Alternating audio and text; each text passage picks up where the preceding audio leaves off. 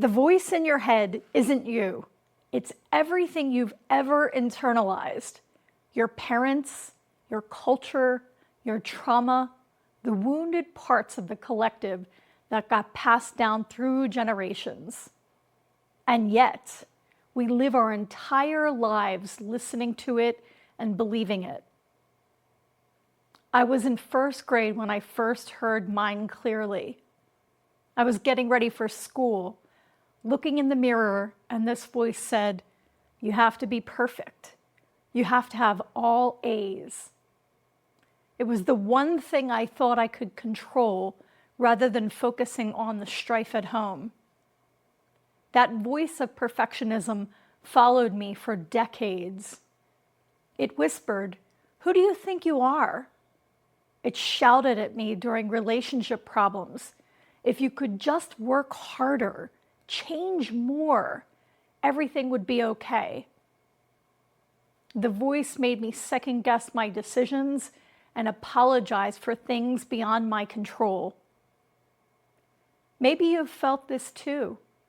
Maybe there's a voice that tells you you're not enough, or that you're too much, or that you're somehow fundamentally flawed.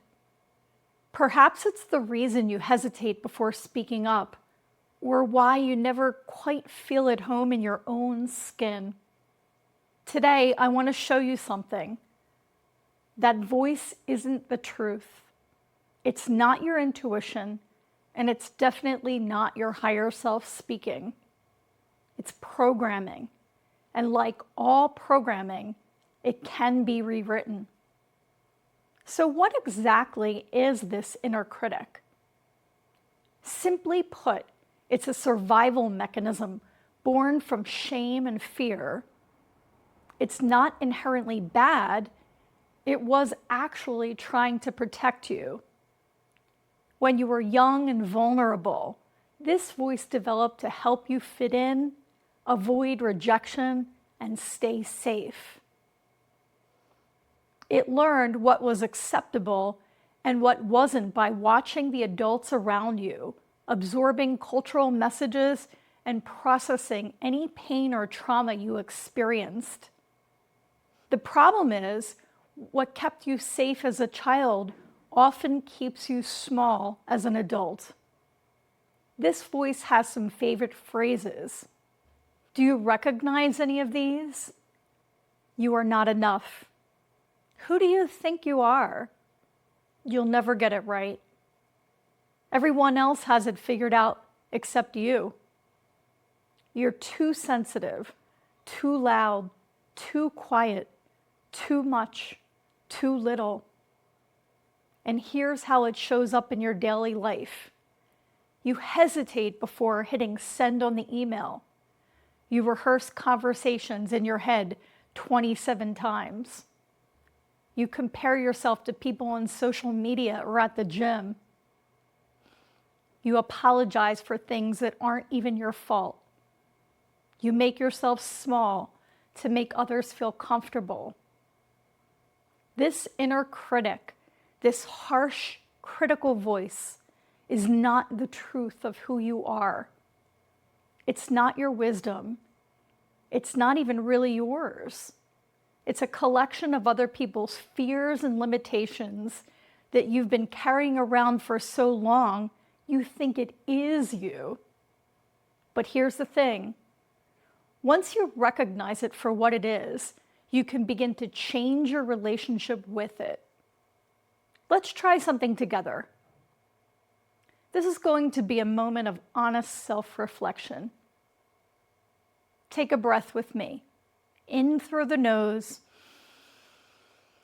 and out through the mouth. Think of a recent moment when you doubted yourself.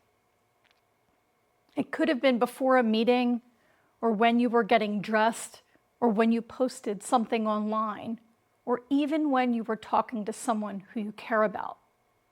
Got an example of that self-doubt? Now let's ask yourself, what did that inner voice say to you in that moment? What were the exact words it used? And here's a deeper question. Whose voice does it sound like? Does it have the tone of a critical parent, a harsh teacher, a culture that taught you you had to earn love, a religion that made you feel ashamed? Tune into your body. Where do you feel this criticism in your body? Does your chest get tight? Does your stomach clench? Do your shoulders pull forward? Does your throat close up? Feel that tension and breathe into the epicenter of this tension. You're not trying to fix it right now. You're just witnessing it, giving it a little space. You're saying, I see you, inner critic. I see how you've been trying to protect me, but I'm ready to learn a new way. If you're feeling a little uncomfortable or a little emotional right now, that's normal. You're not crazy for having these voices. This is the programming that most of us carry, but we don't have to keep carrying it. The first step in transforming the inner critic is understanding this. You cannot think your way out of what you need to feel your way through. The inner critic lives in your nervous system. It's not just a thought, it's an energetic pattern, a felt sense, a body memory, which means healing it requires more than just positive thinking. It requires presence, breath, and intentional release. I want to guide you through what I call the energetic release process. This is a simple but powerful way to shift the energy of criticism and return to your truth. First, place your hand on whatever part of your body feels activated when you think about that critical voice.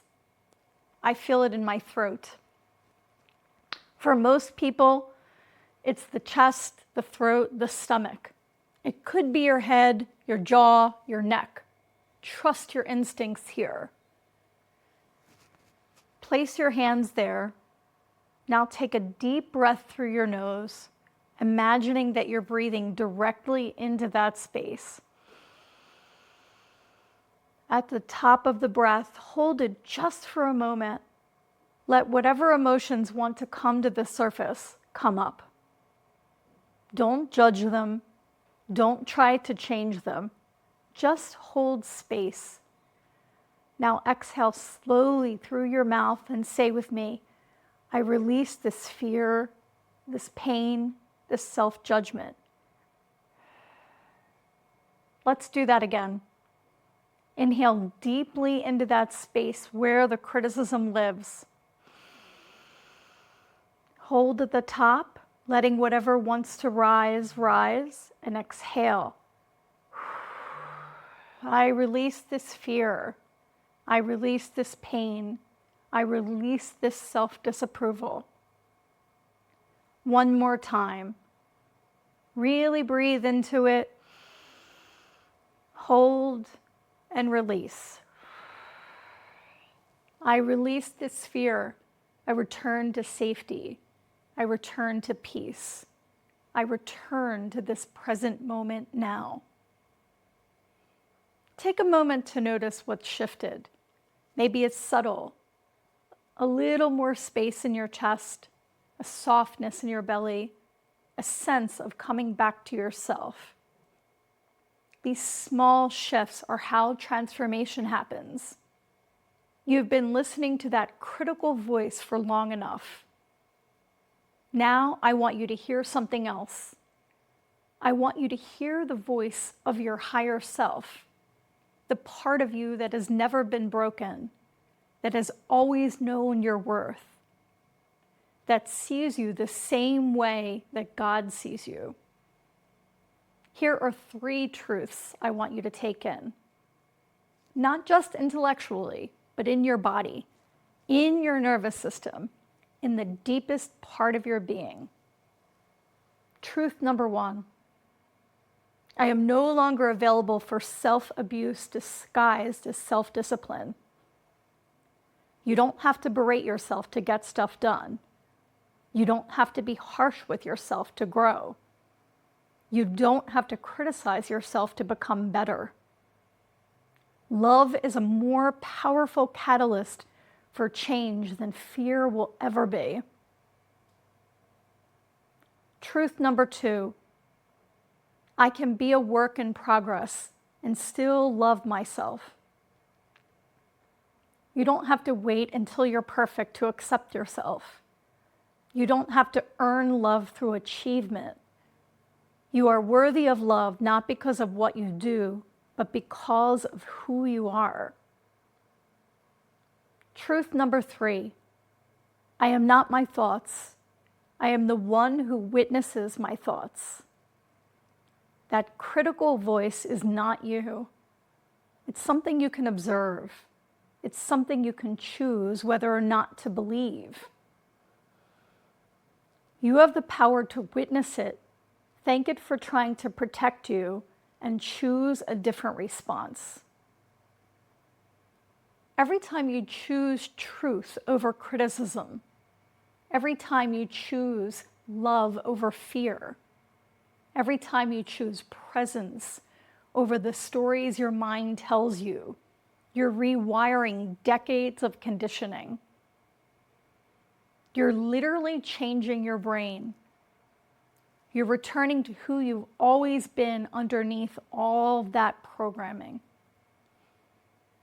I want to leave you with this. There's nothing wrong with you. There never was. The inner critic thrives when we forget who we are, when we buy into that lie that somehow we're fundamentally flawed, when we believe that we have to earn love, earn connection, earn kindness, earn things that are our birthright. And yes, you have a right to love and to be loved. You have a right to belong here on this earth. You have a right to be cared for. Every time you pause to witness that critical voice instead of believing it automatically, every time you return to your breath instead of spiraling in your thoughts, every time you choose compassion over criticism, you're remembering that you are loved not because you're perfect, but because love is your nature. The work of learning to silence the inner critic and accept yourself is not a one-time thing. It's a practice. It's a daily choice to return to truth when fear gets loud. Some days will be easier than others, and that's okay. Allow yourself to have hard days. Allow yourself to make mistakes. Allow yourself to be human. What matters is that you begin. What matters is that you realize you have a choice. What matters is that you stop giving away your power to a voice that was never meant to be your guide. If this video resonated with you, this is just the beginning. I create weekly content to help you let go of anxiety, release limiting beliefs, and return to the truth of who you are. Subscribe if this served you. And if you're ready to go deeper, check out my book, How to Let Go of Anxiety. It's packed with practical tools and spiritual wisdom to help you transform your relationship with fear and criticism once and for all. Let's take 3 deep breaths together. Breathe in self-acceptance. Breathe out self-punishment. Breathe in self-compassion. Breathe out self-disapproval. Breathe in love. Breathe out all that is not love. May you remember your wholeness. May you know your worth. And may you be gentle with yourself as you learn to silence the critic and listen to the voice of truth. Until next time, this is Lorraine Daly. Keep letting go, keep silencing the inner critic, and return to the voice that serves you.